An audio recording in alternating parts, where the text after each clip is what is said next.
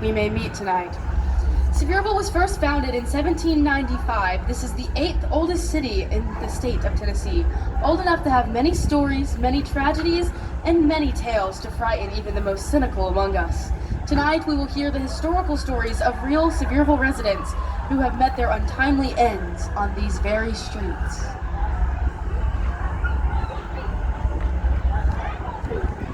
And who are you? I think we have met our first ghost. Hi, I'm Franny.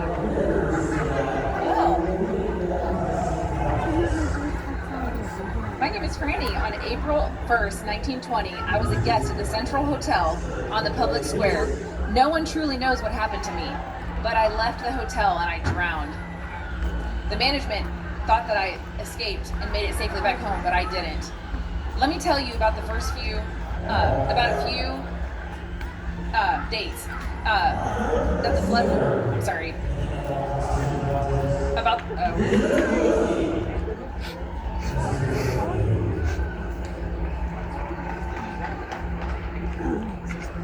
It was an exciting time when the flood of 1920 hit Sevierville at midnight on April 1st. A cloud burst up in the cove, washed out the dam at the mill in Pigeon Forge, and water pouring in from the two prongs of the river gave the town a real deluge.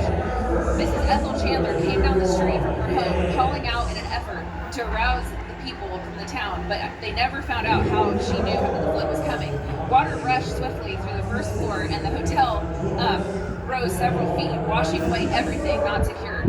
Most of the business buildings in the town were flooded, and much was damaged or lost. My father was ill at the time of the flood, and some friends rowed him in a boat and carried him on a high ice wagon that took him to a higher part of the town, where he stayed until he was safe and dry.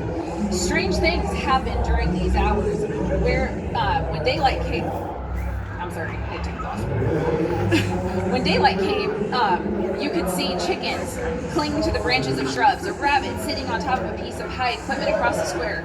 Various phenomenal stories came out of the following flood. I remember one very unique one. The dressing table in a certain lady's bedroom floated until it tilted over onto the bed. Her diamond rings were on the dresser and washed away with the mattress and the bed covers. The water receded late in the afternoon, and later in a field some distance out of the town, these were found with the rings still laying where they fell. Well, that's pretty much all my story. I will say one thing, I love to hang around the courthouse, but if you want to find me, I'll be on the second floor where the water can't find me. Fifth of our county's courthouses, and it was built in 1869.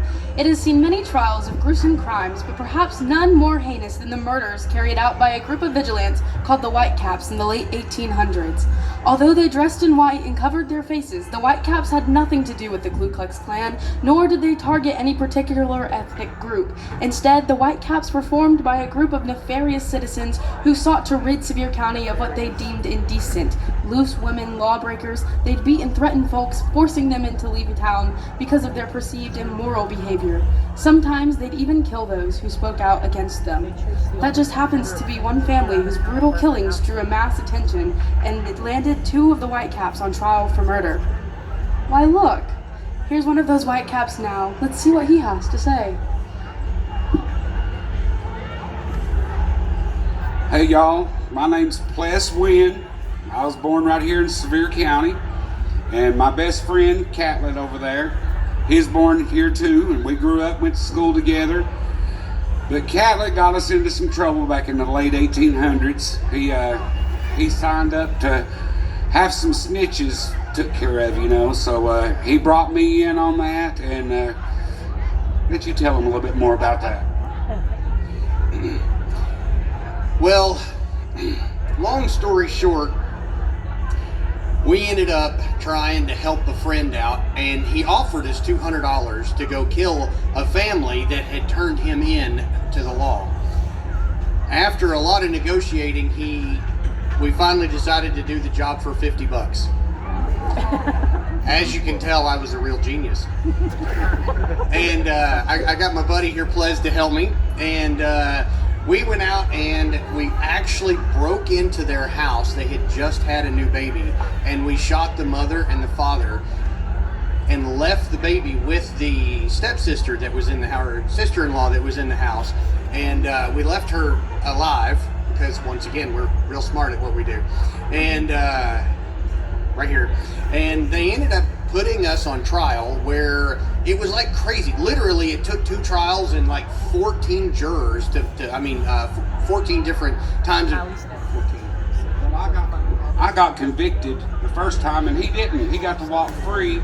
Then they had to have a second trial, and then they found him guilty, and then we were home. And then they brought us. So actually, interesting story. Ples here was just, as they were getting ready, he found Christ and went over and got baptized right over there in the river. And they brought him from the river back over here and hung him. And so we were one of the last group of, were we the last ones? I don't remember because I wasn't here. So we were the last group of people. We were the last group of people to be hung in Sevier County. Actually, where the eagle statue is where they had built the gallows, and we got hanged on the gallows where the eagle statue is now. 1899. He's the smart one.